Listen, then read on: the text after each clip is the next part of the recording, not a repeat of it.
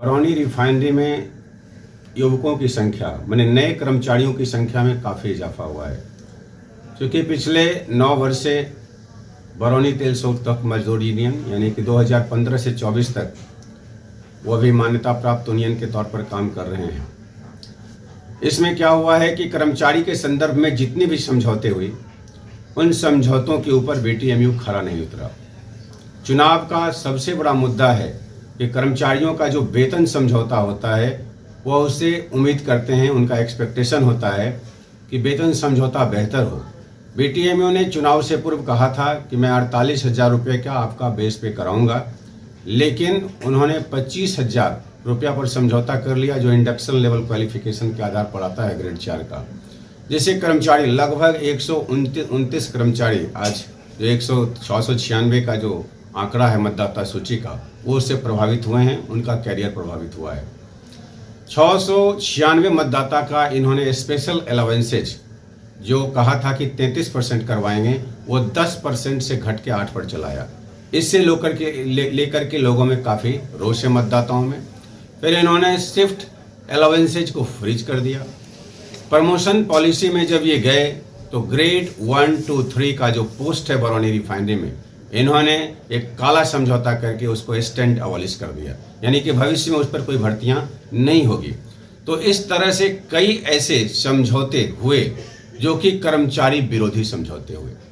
तो इन समझौतों को लेकर के उन्हें आर्थिक नुकसान हुआ, उनके कैरियर प्रोग्रेशन में बाधाएं आई। इसको लेकर कर्मचारियों ने मन बना लिया है कि बीटीएमयू के रहने से हमारा कल्याण नहीं हो सकता। इसलिए नए लड़कों में और स्पेशल की कटौती के चलते संपूर्ण कर्मचारियों में बेहद आक्रोश देखा जा रहा है और वो परिवर्तन का इंतजार कर रहे हैं। चुनाव होने वाला है, मुझे पूर्ण विश्वास है कि कर्मचारी इस बीटीएमयू की असफलता के खिलाफ अपना मतदान करेंगे और भारी संख्या में श्रमिक विकास परिषद के पक्ष में कर्मचारियों की लामबंदी देखी जा रही है। देखिए, मेरा तो एजेंडा हमेशा विकास से जुड़ा हुआ एजेंडा है। बरौनी रिफाइनरी का 60 वर्ष स्थापना दिवस के बाद 60 वर्ष का यात्रा रहा है। इन 60 वर्षों में 57 वर्ष बरौनी तेल शोधक मजदूर यूनियन बरौनी रिफाइनरी के रिप्रेजेंटेटिव यूनियन के रूप में काम किया। हमें महज 39 महीने का कार्यकाल मिला और इस कार्यकाल में बड़ी मेहनत से शिद्दत के साथ मैंने बरौनी रिफाइनरी की सेवा की।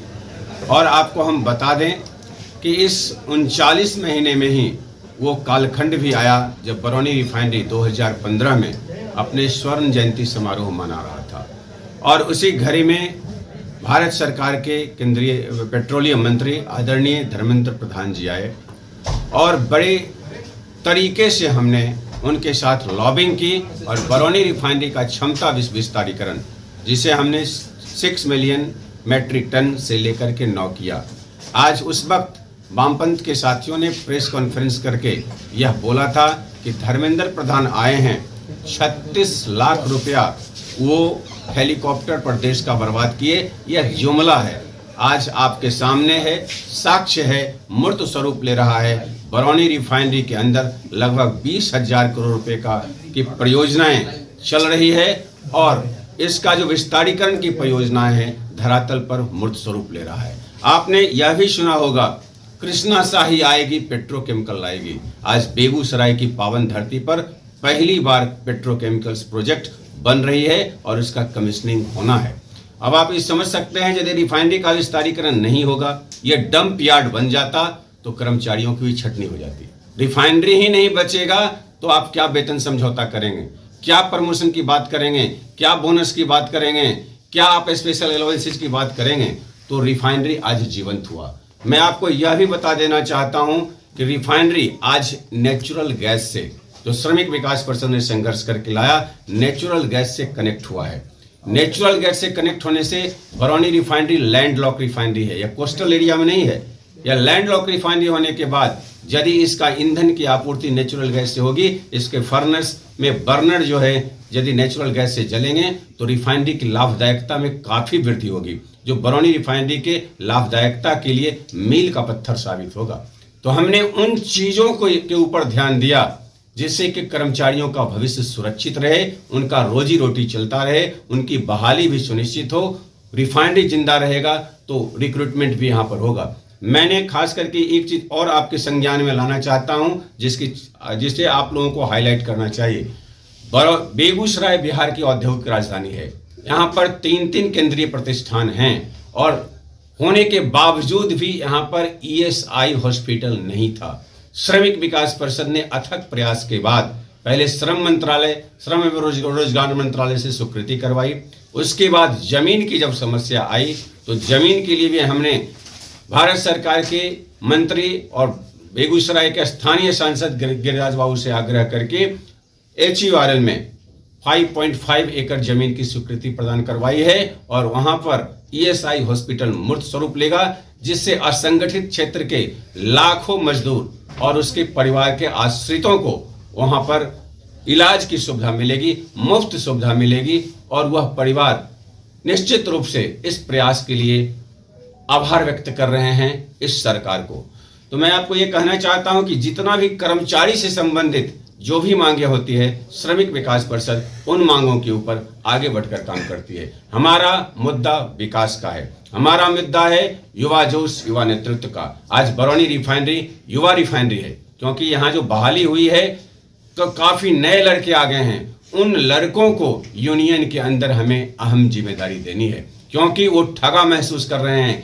वामपंथ ने, BTMU ने जनादेश का अपमान किया है, लोगों से झूठी वादाएं की है कि आपको विदेश यात्रा करवाएंगे, आपके लिए अच्छी भवन का निर्माण करवाएंगे, आपका बेसिक बढ़िया करवाएंगे, आपको इंसेंटिव बेहतर देंगे। लेकिन हर जगह BTMU की विफलता से लोग घोर निराशा में हैं और स्वयं वो आगे बढ़कर के चुनाव प्रचार में लगे हुए हैं। भारतीय मजदूर संघ, जिससे श्रमिक विकास परिषद संबद्ध है, जो चुनाव लड़ रहा है, इसकी पूरी विचारधारा, पूरी कार्य पद्धति श्रमिकों को केंद्र में रखकर श्रमिकों के हित की बात करता है और इसकी कोशिश होती है कि प्रतिष्ठान समाप्त न हो जाए।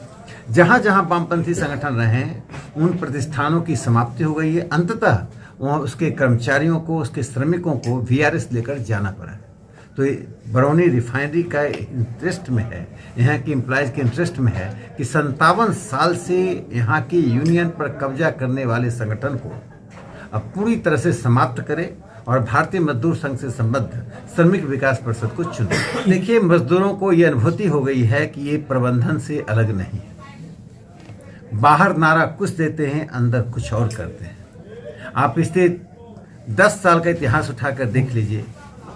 यदि भारत में नरेंद्र मोदी जी की सरकार नहीं होती और 2014 में रिफाइनरी का विकास नहीं किया होता तो संभवतः यहाँ के रोजगार करने वालों को की छटनी होती, VRS लेना पड़ता, नौकरी छोड़नी पड़ती। इसका अर्थ है कि वे श्रमिकों का हित पूरा नहीं कर पाए।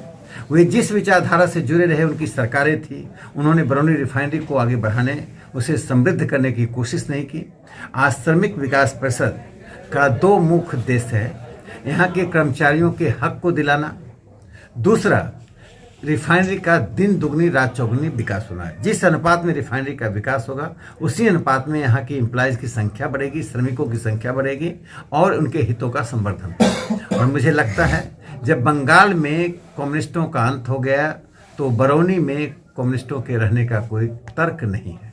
खाना खाने तो हम सब भी जा सकते हैं और उनके साथ घूमने वाले भी लोग भी, उनके साथ रहने वाले लोग भी यह अनुभव कर रहे हैं कि यह विचारधारा श्रमिकों के हितों को पूरा करने में, इतना तो दूर, श्रमिकों की मांगों को जब मनमाने की बात होती है तो उनका झुकाव प्रबंधन की ओर होता है। उनको जवाब देना पड़ेगा कि यहाँ के CSR का जो उपयोग हुआ है उसमें उन्होंने क्या किया है। CSR एक बड़ी राशि होती है। आज श्रमिक विकास परिषद इस बात को सुनिश्चित कर रही है कि CSR का उद्देश्य, CSR का उपयोग जनहित में होगा, श्रमिकों के हित में होगा। और यदि CSR का गलत उपयोग हुआ है तो उन्होंने कब, कहाँ, कैसे आवाज़ उठाई है। CSR का सही उपयोग मजदूरों के परिवारों के, मजदूरों के वेलफेयर के लिए कितना करवा पाए, ये वो जवाब दें।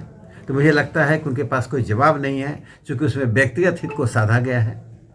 श्रमिकों के सामूहिक हित की जगह कुछ लोगों ने अपने हित को साधने में श्रमिक संगठन का, श्रमिक यूनियन पे कब्जा करने का दुरुपयोग किया है। CSR का अमाउंट क्या है ये पूछ लीजिए।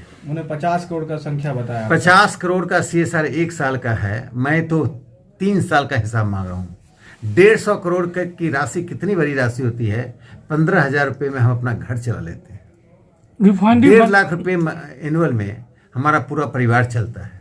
150 करोड़ की राशि में 10 करोड़ का काम दिखाकर 140 करोड़ का हमें हिसाब चाहिए। मैं इसके लिए वामपंथी संगठनों को, उसके नेतृत्व को जिम्मेदार मानता हूँ। जो भी दुरुपयोग हुआ, जिसने भी दुरुपयोग किया, यहाँ के प्रीमिसेस का, यहाँ के आवासीय क्षेत्र का दुरुपयोग होता है कि नहीं वो बताएं। यहाँ के रोजगार करने वाले लोगों के परिवार के लोगों को सुविधाएं दी गई कि नहीं गई, इसका सवाल है। जो लोग बाहर से रोजगार करने आते हैं, उनके परिवार के सदस्यों को विशेष सुविधाएं चाहिए। एम्प्लॉयज़ की सुविधाओं में पिछले 20 साल में क्या वृद्धि हुई है, उन्होंने कौन सी मांग की है, ये बताएं। सिर्फ कागज की पूर्ति करना, कागजी काम करना और क्रांतिकारी नारे देना। काम कागजी, नारे क्रांतिकारी, ये वामपंथी संगठनों का चरित्र है। यदि वो नरेंद्र मोदी जी को अपना प्रधानमंत्री मान लेते हैं, भारतीय जनता पार्टी को अपनी पार्टी मान लेते हैं, तो मैं उनको श्रेय देने को तैयार हूँ।